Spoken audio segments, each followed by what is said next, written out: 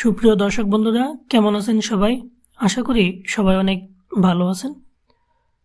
বরাবরের মতন আমি সুমন আছি আপনাদের সাথে পুরো ভিডিও জুড়ে। আমার চ্যানেলের অনেক দর্শক বন্ধুই সিনজেন্টার কীটনাশক ব্যবহার করতে বেশি স্বাচ্ছন্দ্য বোধ করেন এবং সিনজেন্টার কীটনাশকের অন্যতম একটি ভালো বৈশিষ্ট্য হচ্ছে এটি সব অঞ্চলেই পাওয়া যায়। আজ সিনজেন্টার এমন একটি কীটনাশক নিয়ে আলোচনা করব যে কীটনাশকটা বিশ্বব্যাপী ব্যবহৃত সর্বাধিক কীটনাশকের ভিতরে অন্যতম এবং সকল ফসলেই কম বেশি এই কীটনাশকটি ব্যবহার করা হয় এবং এমন কোনো কৃষক নেই যে এই কীটনাশকটি ব্যবহার করেননি। আমরা বাজারে সিনজেন্টার যে একতারা বা ক্রুজার যে কীটনাশকটি পাই, যার কেমিক্যাল কম্পোজিশন হিসেবে থাকে থায়ামেথক্সাম, আর এই থায়ামেথক্সাম সকল কোম্পানি বিভিন্ন কীটনাশকের সংমিশ্রণে বিক্রি করে। তো এই থায়ামেথক্সাম কোন কোন পোকাদের নিয়ন্ত্রণ করতে বা কোন কোন ফসলে ব্যবহার করতে পারি, কখন কিভাবে ব্যবহার করলে সর্বাধিক কার্যকারিতা পাওয়া যায় এবং এই থায়ামেথক্সামের বিস্তারিত ইতিহাস তুলে ধরব।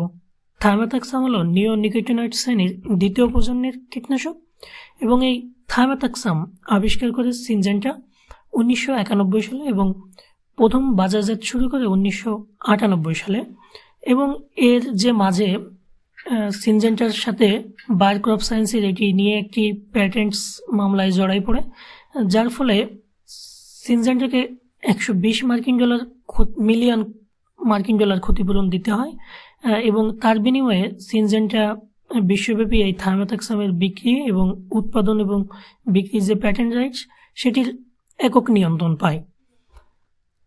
থায়ামেথক্সাম হলো বহুমুখী গুণসম্পন্ন সর্বাঙ্গবাহী কীটনাশক। এটি ফসলের সুরক্ষা প্রদান করে এবং ফসলের উৎপাদনে বৃদ্ধিতে সহায়তা করে, অর্থাৎ এটি পোকাদেরকে নিয়ন্ত্রণ করার ফলে ফসলের কোনো ক্ষতি করতে পারে না, ফলে যে কোনো ফসল উৎপাদন কিন্তু বৃদ্ধি পায়।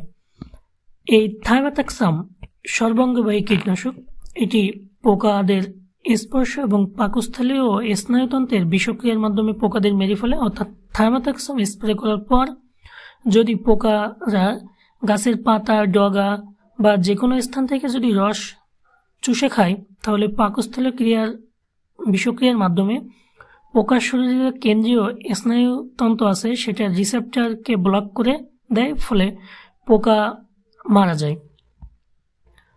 এই থায়ামেথক্সাম প্রধানত মাজরা পোকা, পাতা মোড়ানো পোকা, বিভিন্ন ধরনের চোষক পোকা যেমন হপার পোকা, জাপ পোকা, বাদামি গাছ ফড়িং বা বিপিএস বা কারেন্ট পোকা, সাদামাছি, উই পোকা, বিটল পোকা, লেদা পোকা, এফিড, জেসিড এই ধরনের পোকা নিয়ন্ত্রণ করতে ব্যবহার করতে হয়।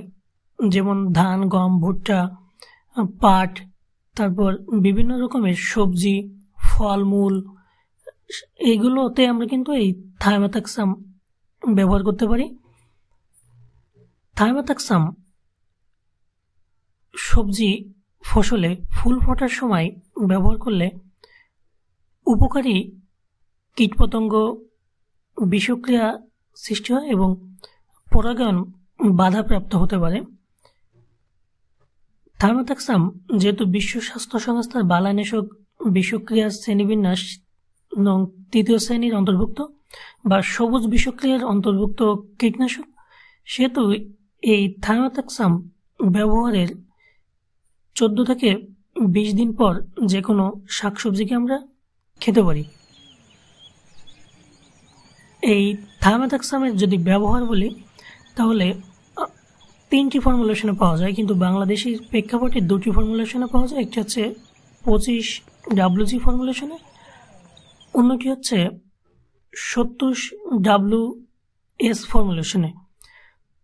25WG ফর্মুলেশনে যেটি পাওয়া যায় একতারা, সেটিকে আমরা প্রতি লিটার পানিতে 0.5 মিলিগ্রাম হারে ব্যবহার করতে পারি, আর 70WS যে ফর্মুলেশনে যেটি পাওয়া যায় সেটিকে আমরা প্রতি 5 লিটার পানিতে 2 গ্রাম কীটনাশক মিশিয়ে ব্যবহার করতে পারি।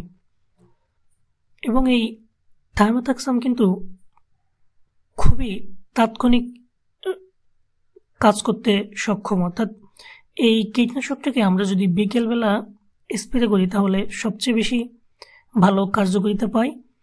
আর এই কীটনাশকটিকে আমরা সমস্ত রকম ছত্রাকনাশকের সাথে মিশিয়ে ব্যবহার করতে পারি, কিন্তু সকল কীটনাশকের সাথে কিন্তু মিশিয়ে ব্যবহার করতে পারি না। আর এই কীটনাশক যদি মেশানোর কথা বলি, এটার সাথে আপনারা মিশাতে পারেন ফিপ্রোনিল বা ডায়ামেথক্সামের কীটনাশক, যেমন ক্লোরেন্টানিলিপ্রল, থায়ামেথক্সামের সাথে মেশানো যেতে পারে টেট্রানিলিপ্রল। এই ধরনের কীটনাশক মেশানো যেতে পারে, কিন্তু অন্য ধরনের কোনো কীটনাশক মেশাতে যাবেন না, তাহলে হিতে বিপরীত হতে পারে। ভিডিওটি কেমন লাগলো সেটি জানাবেন। কারো কোনো প্রশ্ন মতামত থাকলে কমেন্ট পোস্ট করবেন। আগামীতে নতুন কোনো ভিডিওতে আবার দেখা হবে। সে পর্যন্ত সবাই সুস্থ থাকবেন, ভালো থাকবেন। আল্লাহ হাফেজ।